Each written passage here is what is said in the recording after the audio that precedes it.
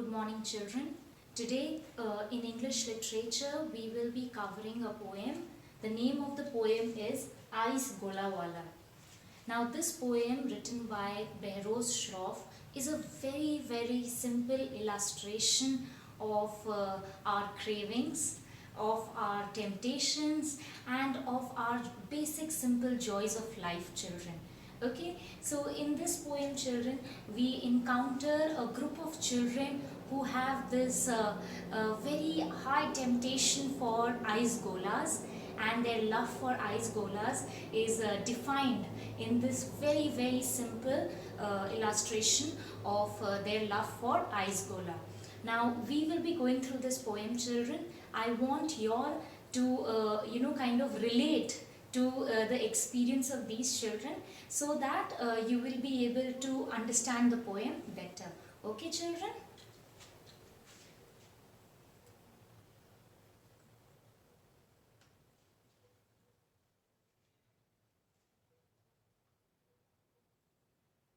In the May vacation, when heat shriveled our tongues to twigs, we hunted for, like Arabs for an oasis. Okay, children, so you all see these are a few children over here who are talking about their May vacation. What happens in the month of May? What is the temperature? It is very hot, right, children? It is so hot, sometimes the temperature is as high as 40, 41, even 45 degree, right, children? So when it is so hot, what do you feel like doing? You feel like eating ice creams, you feel like drinking some cold drinks, something cold, eating something cold, right, children? So that was happening to these children also. They wanted to have ice golas, and they were thinking it is so hot, it is the month of May, and they were hunting for something, they were looking for something like the Arabs look for an oasis. This is a comparison over here, children.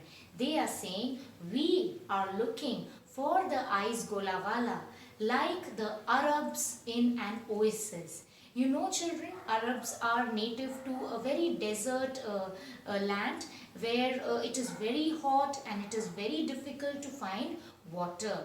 So, children, oasis is a place which is little fertile and water is found over there.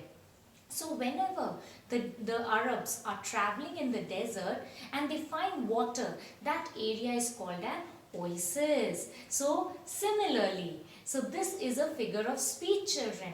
Whenever in our language we compare something using the word like or as, that means we are expressing ourselves with the figure of speech simile. So they are comparing themselves to the Arabs looking for an oasis. Okay, children?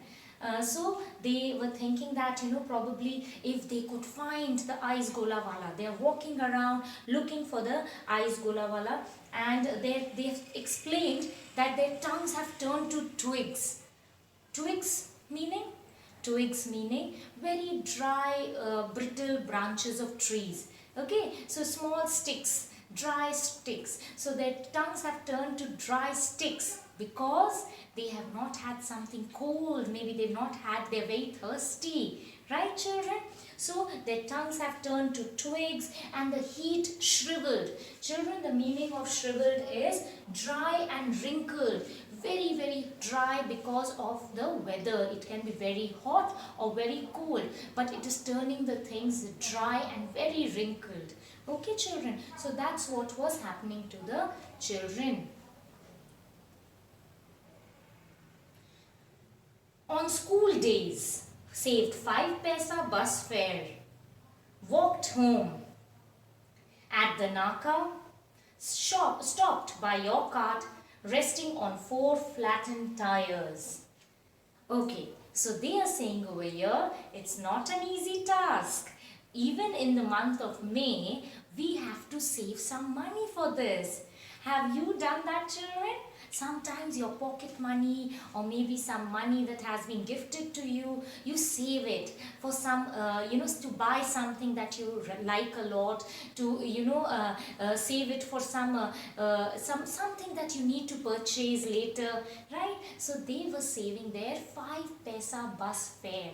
The money which they used to get to buy the bus ticket, they will walk down the area, they will walk home, but they will not travel in the bus. They will save that 5 paisa. Paisa is the currency. Earlier it used to be, children, now we don't have. So earlier 5 paisa was the bus ticket.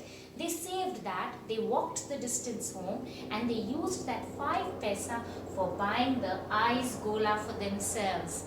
Right, children? So when they were looking around, finding the ice gola, then they used to find him where? At the Naka. Naka is the checkpoint, maybe a chalk checkpoint. So where a very crowded place where you may be having a police station, a market area. So that's the Naka, the checkpoint. Okay, so over there the children reach the checkpoint over there, and they find the ice golawalla over there, and they are so delighted. They have the money, they have the ice golawalla, and now they are going to quench their thirst. They are going to delight themselves with the ice gola.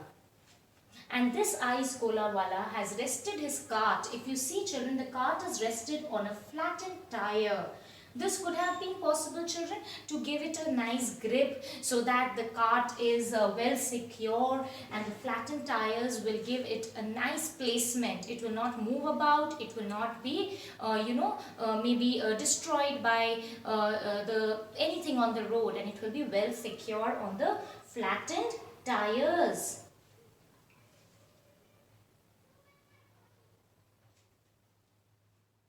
Under our vulture eyes, your hands shaped on a stick a bowl of ice shaving, on which you poured red-colored syrup. Looks quite tempting, right, children? So that was the case with them also. So they were waiting, they hadn't handed over the 5 paisa to the ice golawalla, and he started his task of preparing a lovely ice gola for them. And they had all their vulture eyes on the ice gola. What do we mean by vulture eyes, children? Vulture is a bird which is known for its very, very strong eyesight. It's got a very good eyesight. Even at a distance, it can spot its prey, the animal that it has to hunt. Right, children? So similarly, they are saying that we've got vulture eyes. We are looking at the ice gola, and we are going to grab it as soon as it comes near us. Right, children? So he's taken the stick. You know how does this machine function, children? He takes a block of ice, and the ice is broken into ice shavings. Very soft shavings of ice, and then he picks up the ice shavings and shapes it in his hand, and this shaping is done on top of a stick so that you can hold the stick and enjoy the ice gola. Once he has shaped it completely, children, and then on top of it he pours this red syrup of whichever flavor you like. You must have experienced that. If you have had an ice gola, there are many flavors. They are really yum. But then at the end of the day, you have to be cautious about your throat after you've had it. Right? So he's pouring this red syrup, and they are really getting tempted. Ice gola made our hearts tinkle like the bell on your cart, that our throats echoed in infection. Okay, so that's a very, very strong point stated by the poet. He is saying that the ice gola prepared so beautifully, and the children have such dedication that they've saved their money, gone ahead and bought the ice gola. They're enjoying it, but at the end of the day, it is basically giving them a throat infection. Why do you feel? Why do you feel the children have got a throat infection? Children, right now you can relate it very well. Right now we are in the winter season, right, children? It's extremely are going through a COVID situation where we have been told to be cautious about getting any throat infection, having cold stuff. We should avoid all this. Why? Because once we get cold, it will be our immunity will be weak, and we might be very susceptible to the germs outside. We will be very easily infected, right? So ice is something, children, which hits the throat directly, and we have high chances of getting the infection. Many a times your parents tell, avoid eating ice creams or keep it at bay at least for winter season, or have it not that frequently, or have a glass of warm water after you had an ice cream. All these things have been told, children, so that your health is safe. You are safe and secure, and you don't catch an infection. So over here, the poet is trying to tell us, it made our hearts tinkle. Tinkle meaning, children, our hearts are ringing. There is a ringing sound. We are so joyful. We are feeling so happy. Just like the tinkling of the bell on the Ice Golawalla's cart. There is a small bell ringing. Just like that, our hearts are also tinkling, feeling so joyful. But it is making our throat catch an infection.